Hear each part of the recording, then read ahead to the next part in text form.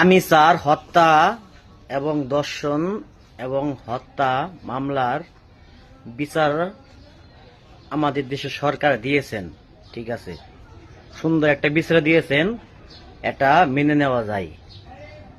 এইভাবে দেশের সরকার এইভাবে যদি প্রতিটা ধর্ষণকারী যদি এইভাবে মৃত্যুদণ্ড দিতে পারেন, তাহলে ভবিষ্যতে যারা ধর্ষণ করবে তারা একবার হলেও ভাববে একটা মেয়েকে ধর্ষণ করবো আমারও মৃত্যুর মুখে মুখে হতে হবে, এটা একবার হলেও ভাববে তারা।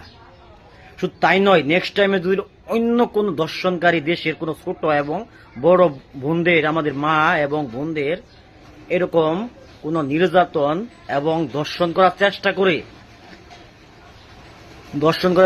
করে তাকে চোর আস্তার মোড়ে দাঁড়া করাইয়ে ঝুলিয়ে তাকে চাকু দিয়ে প্রকাশ্যে তার অঙ্গ থেকে একটা একটা টুরকা যদি ছিঁড়ে সরকার যদি করতে পারে, নামাইতে পারে জনগণের সামনে, এক দর্শন করবে তার ঝুলাইয়ে, চুরাস্তার মধ্যে ঝুলাইয়ে দর্শন করবে, ঝুলাইয়ে তাকে, যে দর্শনকারীকে ঝুলাইয়ে তাকে প্রতিটা অঙ্গ থেকে গুস্ত ছুরি দিয়ে গরুর গুস্তের মতো ছিঁড়বে।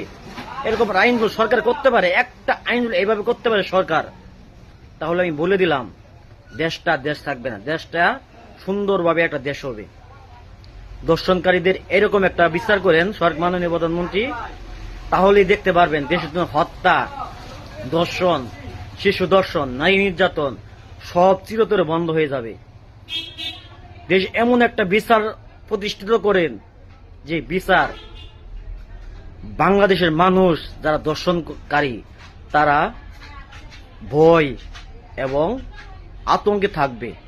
তার হাজারবার ভাববে, একটা মেয়ের গায়ে হাত দেওয়ার আগে হাজার বার ভাববে যে না, সাবধান, আমারও মরতে হবে।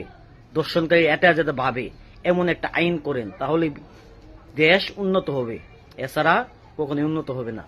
এমন একটা আইন করে যান যে আইন মানুষকে মুগ্ধতা ছড়াবে এবং আপনাদের উপর সে সরকারি আসুক তাকে যাতে বিশ্বাস করে, এমন একটা আইন করে যান আপনি।